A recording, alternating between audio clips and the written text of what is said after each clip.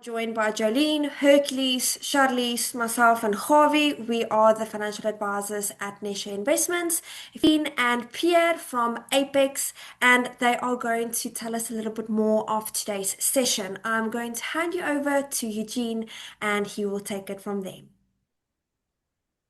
Hi, Megan. Thank you very much for that lovely introduction, and thank you for inviting us to speak with your clients about something that's very topical, and we get a lot of questions on that, and I'm sure you too, about all the geopolitics going on at the moment, the war in the Middle East, and the impact it's got on things like oil and inflation, but more specifically, markets and clients' investments and what to make of it.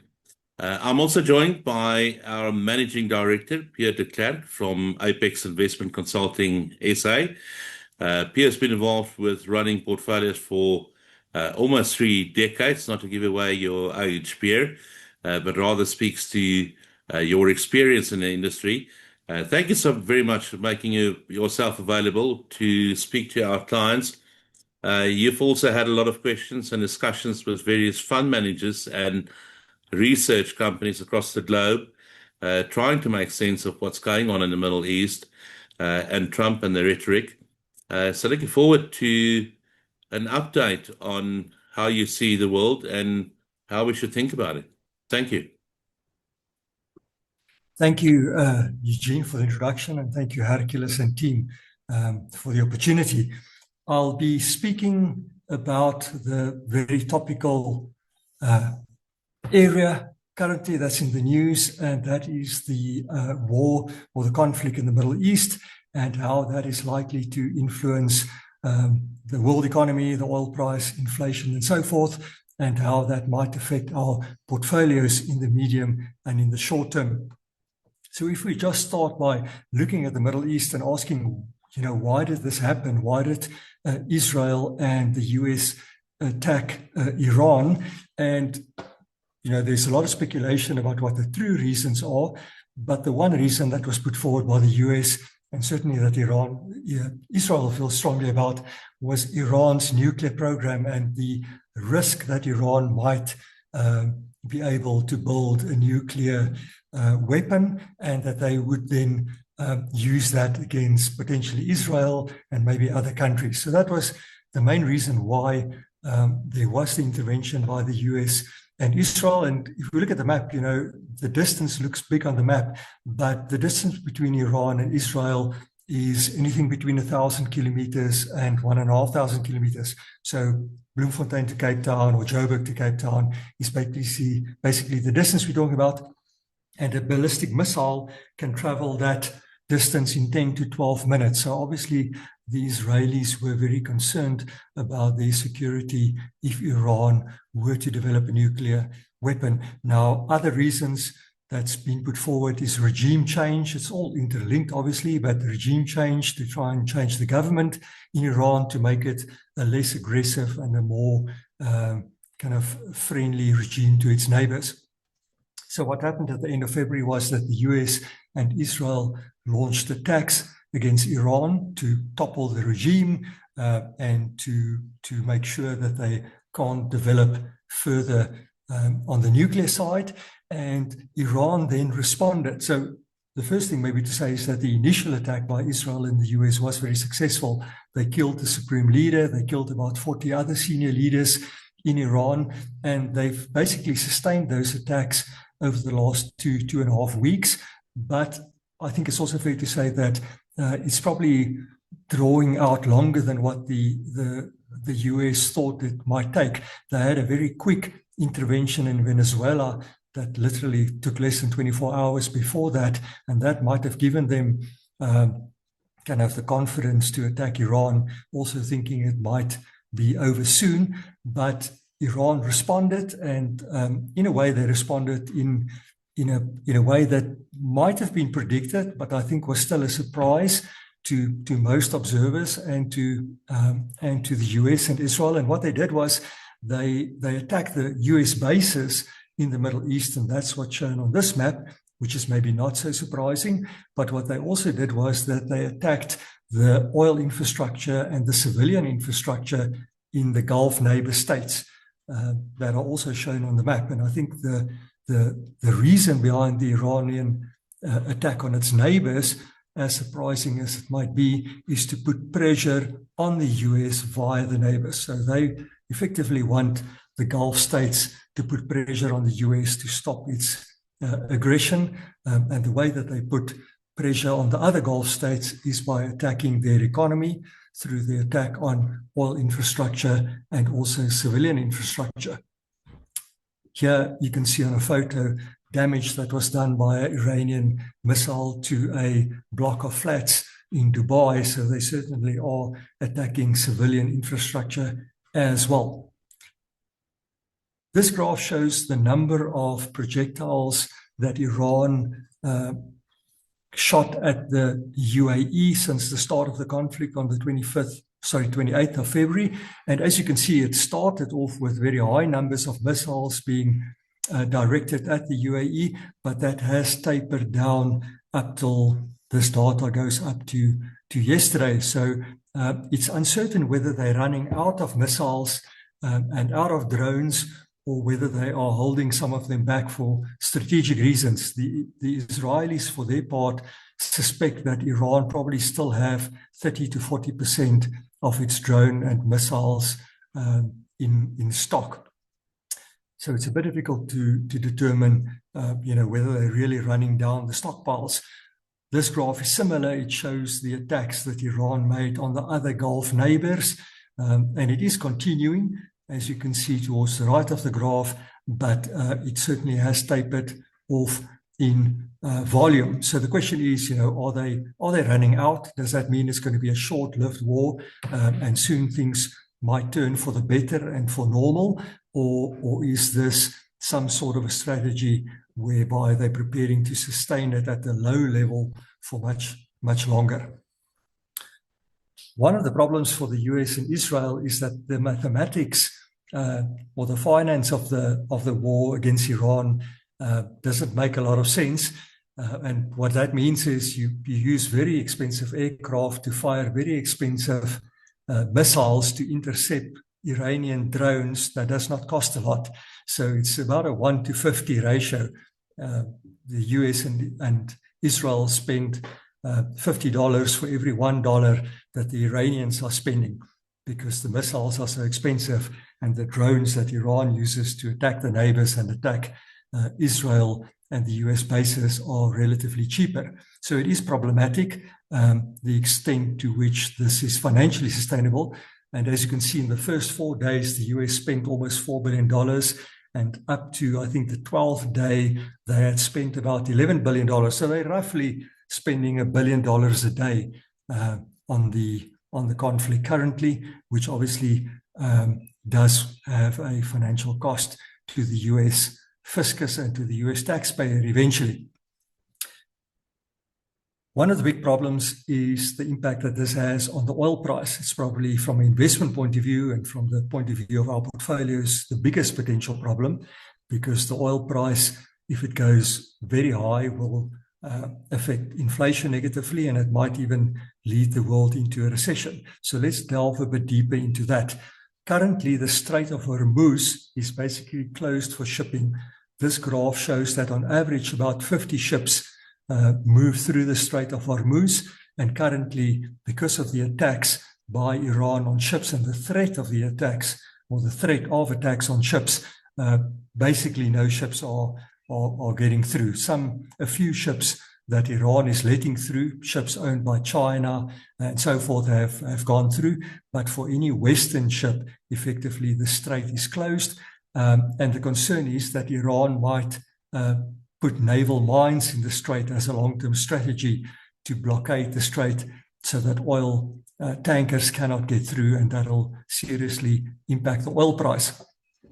Just to show you the picture of where the Strait of Hormuz is, it's that very narrow section in the Gulf. It's about 20 miles wide and much narrower in the middle where the big ships need to traverse through. So that is causing a choke point, and there's no other way of getting oil out of the Gulf. And the other reason why Iran are able to disrupt the flow of ships is that there are all these small islands where they have military personnel like the Revolutionary Guard stationed. And from there, they can attack ships with fairly unsophisticated kind of weapons, small boats with explosives that kind of go up next to the tankers and plant the explosive and so forth. So it's what they call asymmetric warfare. The US and Israel certainly have the upper hand in terms of sophisticated weaponry, but the Iranians, because of the asymmetry in the cost and the logistics in terms of the position that they have, are able to, with relatively unsophisticated means, cause a lot of disruption. The Strait of Hormuz accounts for about 20 million barrels of oil moving through it on a normal day. Currently, that has gone to zero, and that's about 20 to 25% of the global shipping of oil. So it's material in the global context of where oil is shipped around the world. So the question is, how dangerous is this? You know, the oil price was at the 60-70% level for much of the last year before the conflict. It's now gone up to $100 when there was one day where it went up to $120, but it came back and it's currently around $100 to $104 per vat. Now, like I said, we're interested in how big the risk is and what the implications for inflation might be. So on the left-hand side, there's a graph that shows if we look at previous geopolitical incidences that affect the oil price, how does the oil price behave in the number of days after the initial incident? So for the current period, 0 will be the date of the attack by Israel and the US on Iran, and then obviously the response thereafter. And as you can see, the green line is the average across all these geopolitical events, which shows that on average, if we look at historic events, the oil price is about 23 to 25% higher than its pre-geopolitical event level 60 days after the event or 2 months after the event. So if that were to hold, that would mean that the oil price would go from $70 to $95. And it's relatively close to where we are currently at, and we're currently close to day 20 on this trajectory. We're basically at the 20% or 25% higher level compared to previously. The question is it going to go higher, or is it going to stabilize at this level? As you can see on the right-hand side, it's already having an effect on jet fuel, petrol in the US. Even in South Africa, there's talk of quite meaningful petrol and diesel increases in the next month, and that clearly will have an effect on inflation. And just to quote some numbers, a lot of researchers are doing a lot of projections currently, but two of the projections that I've seen, I can highlight. The one said that if the oil price stays at the current level of about $100 to $110, the impact on US inflation will be that inflation will move in the US up from 2.4% to 3.5%. Now, that's quite a meaningful move. And in South Africa, the projection was that if oil were to go to $125, so basically $25 higher than the current level and stay there for a period of time, then our inflation will probably go up to the 7% level from the current 3.5% or close to 4% level. So our inflation will really meaningfully move up under the conditions of an oil price of $125 per vat. And that will mean interest rate cuts will not happen. Before the conflict at the start of this year, both in the US and in South Africa, we expected 1 or 2 interest rate cuts this year, which would help the economy. Now, if inflation is much higher and we don't get that rate cuts, it obviously will be less good for the economy, and it will likely be less good for equity markets as well. So these are the things we need, or the levels that we need to kind of keep an eye on. One piece of good news is that the world is less dependent on oil to generate economic growth than what it was in the the past. And this graph goes back almost 60 years, and it shows you that in the 70s, the world was much more dependent on oil to generate growth compared to now. And one of the reasons for that is that services in the world have become much bigger as a driver of economic growth. Tech is a good example of that. Some of the biggest companies in the world are essentially service companies. Amazon, Facebook, Google, Meta, all those technology companies that provide technology services to us are not production companies. They are service companies, and they are not necessarily oil intensive. As an aside, artificial intelligence, the AI theme is very electricity intensive, so it is energy intensive and therefore indirectly oil intensive, but it is not as intensive as production businesses. So it is a bit of a good news that the world, by virtue of how economic structures have changed over the last number of decades, have become less dependent on oil, but oil is still very important and it will have an effect on inflation, as we've already said. Now, how bad must the oil price get? How high must the oil price go to really threaten the world economy into a recession? And that is what this graph shows. And it basically shows at the bottom the behavior of the oil price.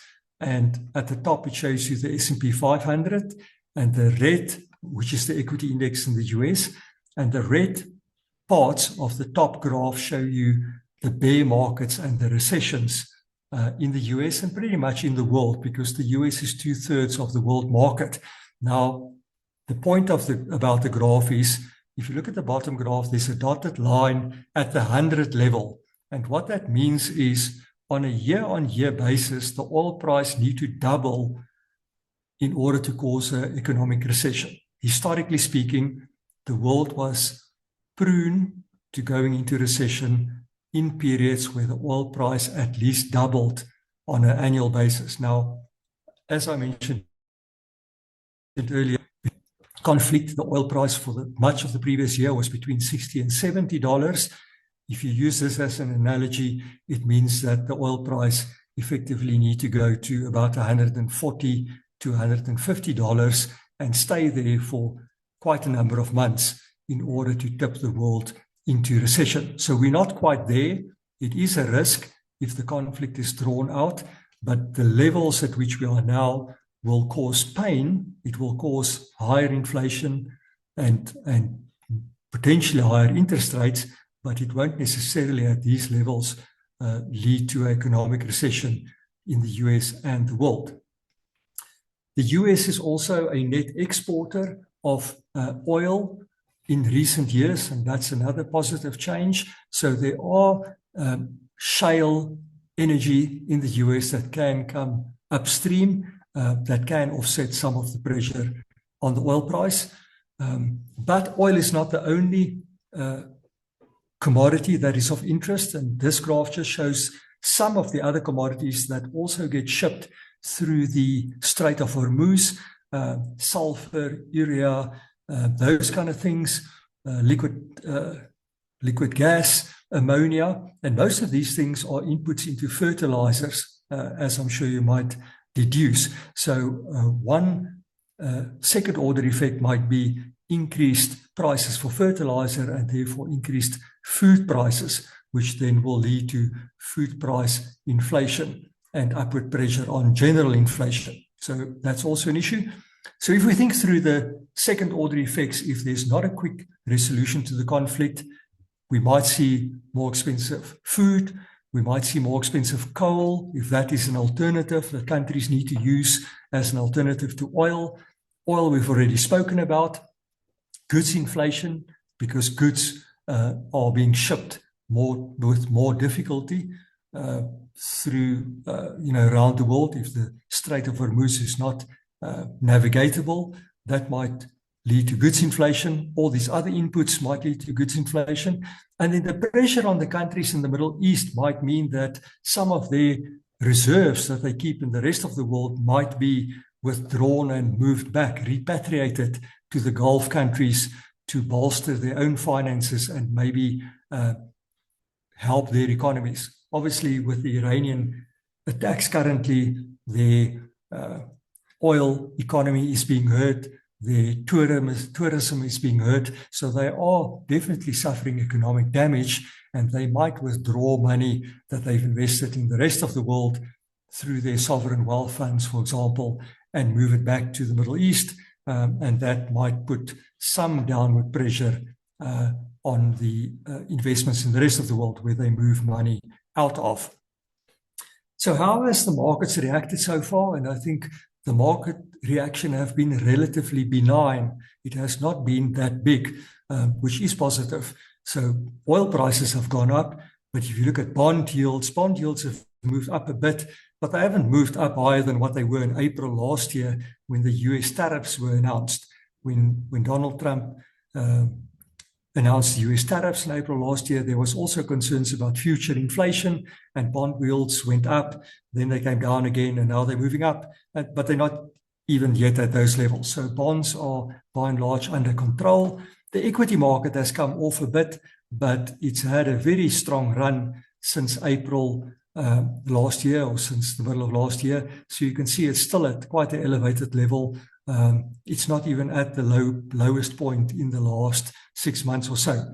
The dollar has strengthened because the dollar is traditionally a safe haven asset. So money usually flow towards the dollar and towards US assets when there are geopolitical problems in the world. And you can see the dollar has strengthened a bit, and the rand has weakened, as we have all experienced. And that's just the flip side of the coin. But in our assessment, markets have not fallen out of bed. And here's a bit more detail. The MSCI World Index, world equities around the whole world, have come off in the recent past since the conflict started, but it's not at a particularly low level compared to kind of the last 2 or 3 years. There's the 2022 lows, and there's the COVID lows. So you can see, although we've had anything between 6 and 8% of equity downside globally so far, it hasn't really collapsed to very low levels. Same with the US market, the S&P 500, and the same with the South African All Share. We've had lower equity markets, but it's not out of the trend of the volatility that we've had in the last number of years. So it almost looks like normal volatility at the moment. It does not look like a crisis that, like COVID, for example, caused. Now, that's not to say we're safe. Obviously, these things take time to work through the system. Higher oil price takes time to affect the economy, takes time to affect companies. It'll take time to affect inflation. So these things will play out over the next year or so, and there might still be volatility and downward pressure in the market. But the sooner the conflict is resolved, hopefully through political means, the smaller the chance is that there will be a serious dislocation. And there's lots of kind of speculation and news flow and propaganda kind of swirling around the world. But there has been talk that the US and Iran has been in direct contact over the last number of days. So there is some chance that there might possibly come a political solution to the current problem.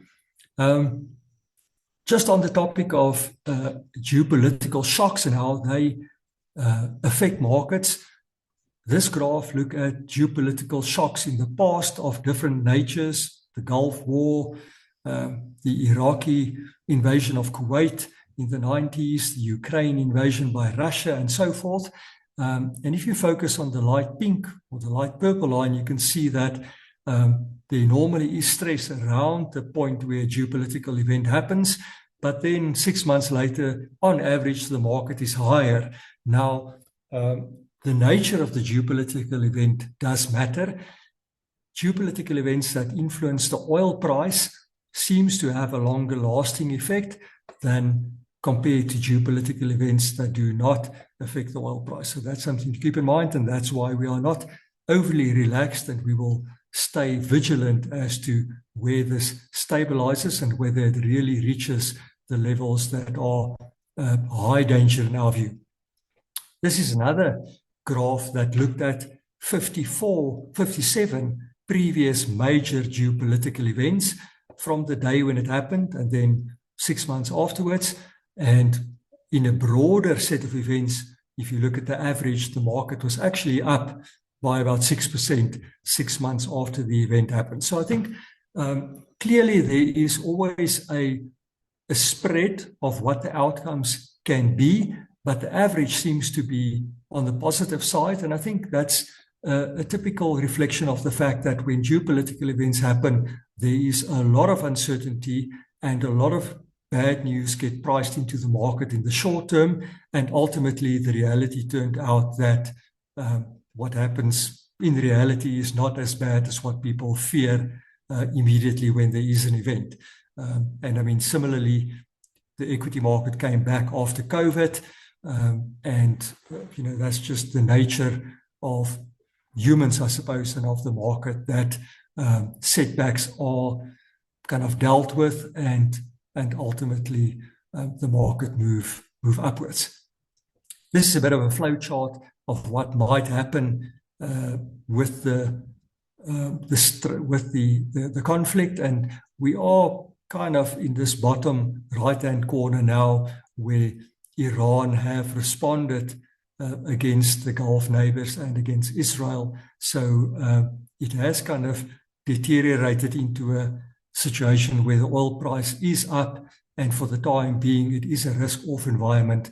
But these things can resolve themselves quickly. You know, if there can be a political solution or there can be a truce between the US, Israel, and Iran, then many of these negatives can very quickly turn around, and the market can give a serious relief rally. So that also explains why we are not too defensive and want to be too much underweight or in cash or out of the market, because, you know, if there is a resolution that does not have a 0% probability, if there were to be a solution to the conflict sometime soon, the market will definitely give a quite serious relief rally, and one also does not want to miss out on that. So we want to calibrate our positions quite successfully.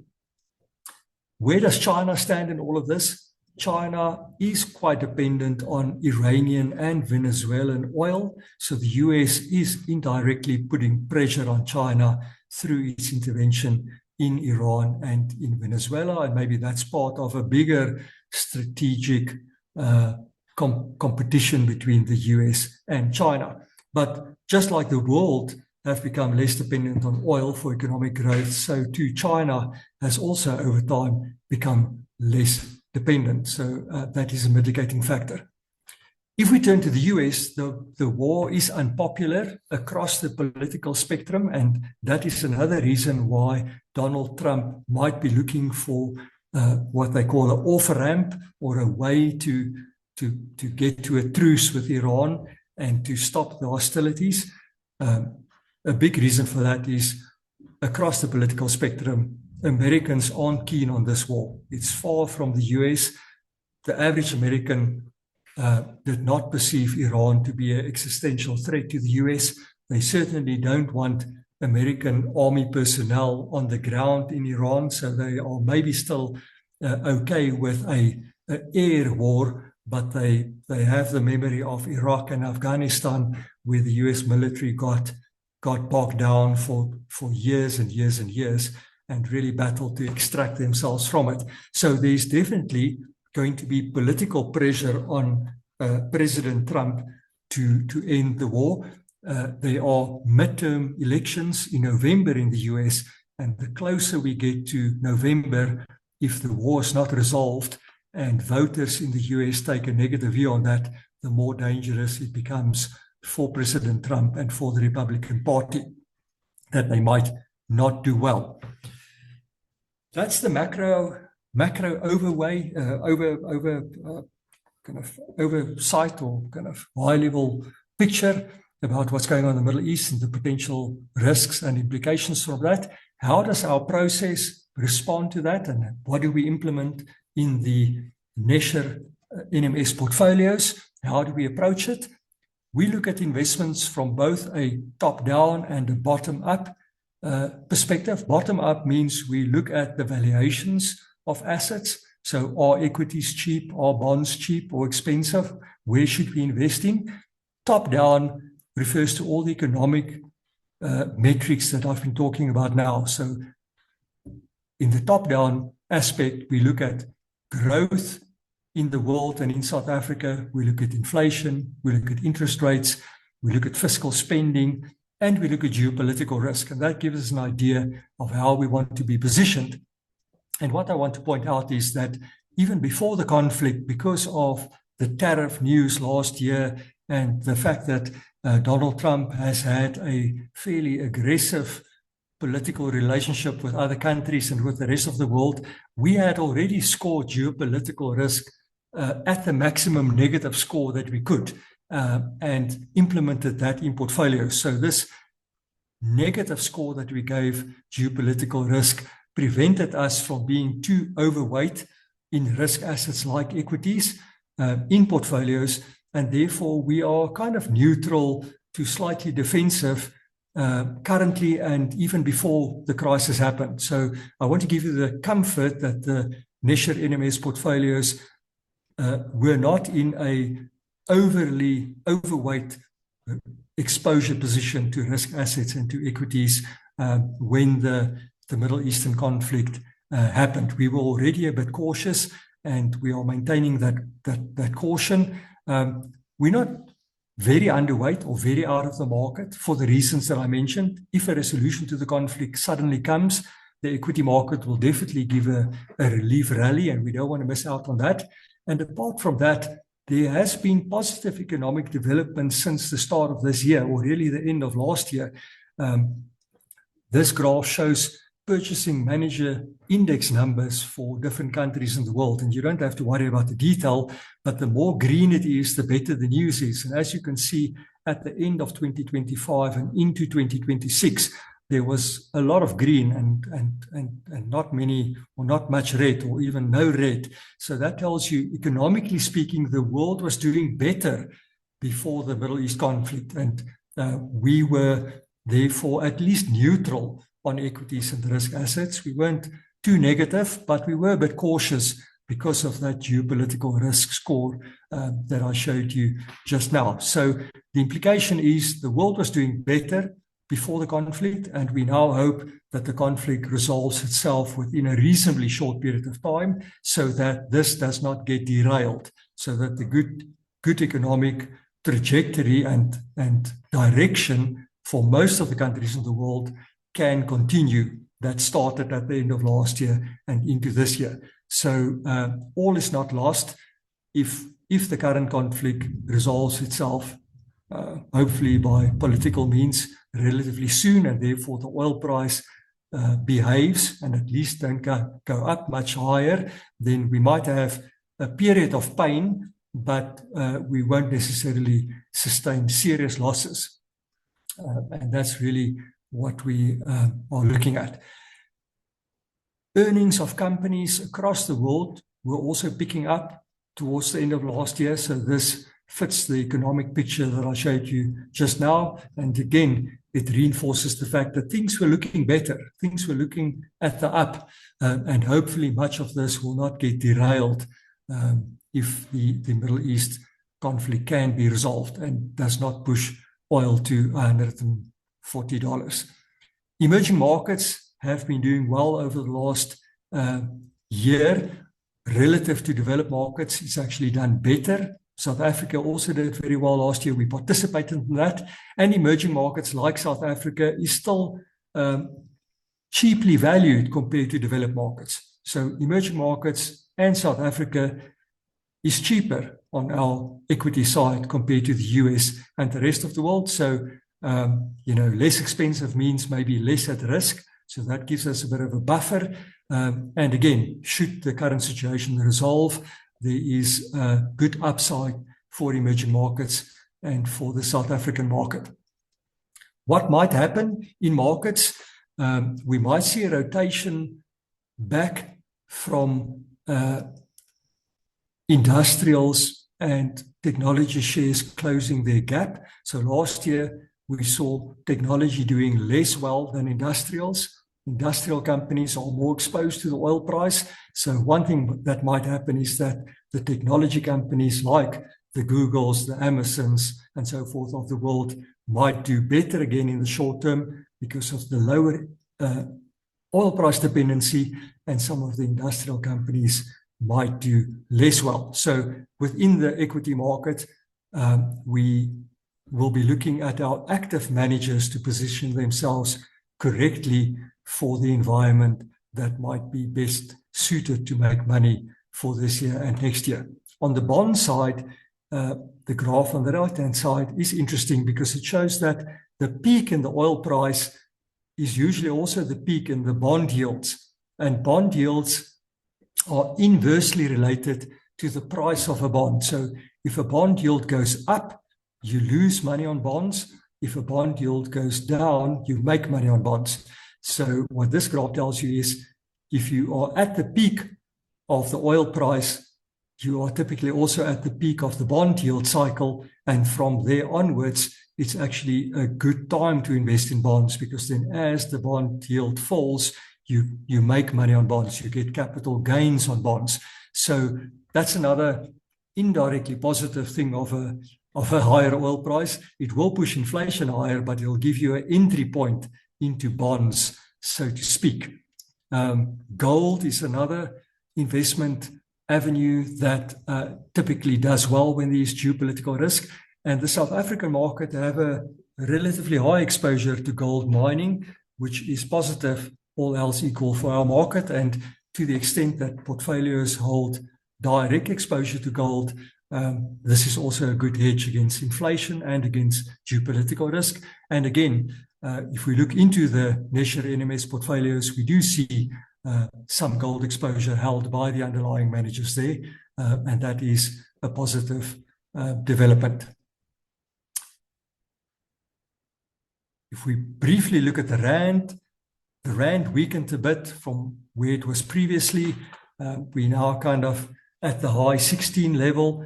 It is still weaker than what it should be in theory. In theory, the rand should be around the 15% level.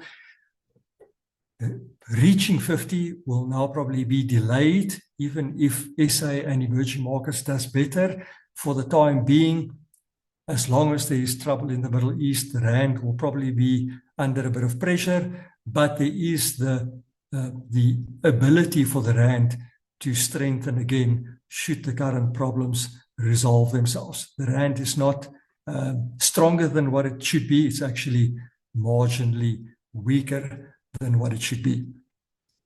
I think I'm, in the interest of time, going to skip past these slides and just stop on this one to say, in portfolios, we are roughly neutral in our exposure. We have some small overweights to South African equity, for example, but close to neutral. We keep some fixed income exposure in South Africa, and in the Nesher NMS portfolios, we've got a buffer of fixed income that we maintain in the portfolio. We've had that in the portfolio for the last year, and that will protect us a bit against equity weakness if equity weakness further ensues. So we are maintaining the current relatively neutral position, but we do have some buffers in the portfolio, mainly South African fixed income through our bonds, because our bond yields are still around the 10% level. It gives you a good return and a good yield, so it makes sense to have a portion of the portfolio exposed to bonds and use that as a bit of a risk buffer against equities. I think I'll stop there. So in summary, the war in the Middle East is certainly not good news, as wars generally are not. It will put pressure on the world economy. It will put pressure on the oil price, as it is doing currently. It will cause potentially higher inflation, and therefore interest rates that does not come down as fast as we would like them to go. In the worst case scenario, interest rates might go up a bit, but as I hope I've illustrated and spoke about, the current levels that we're seeing are not at the disaster levels yet. An oil price of 150 for a sustained period of time will be closer to a recessionary level, and that'll be bad news for portfolios, and then we will take action to portfolios. So you can rest assured, if the oil price moves up and as the oil price move up from the current level of 100%, we will position portfolios more defensively if we get to those levels, and to protect portfolios further. But as I said, we also don't want to miss out on any bounce back of the market if there's a quick resolution. So we need to really keep our eye on the geopolitical news. Unfortunately, it's all over the show at the moment, but it's not inconceivable that there might come a resolution. One reason might be that there is a lot of political pressure on President Donald Trump in the US, because he's got elections at the end of the year, and he does not want to alienate voters with a long drawn out war and high gasoline prices in the US that affect their purchasing power. So I think he has incentives to look for an end to the war and for an off-ramp, and hopefully they find that before serious damage is done. I think I'll stop there. Thank you, Hercules. Thank you, Pierre. Thank you. I think for our clients, important that I love the fact that you showed where we've got our strategy in place, the planning is done. We carefully looking at everything. We cautiously to defensively structured.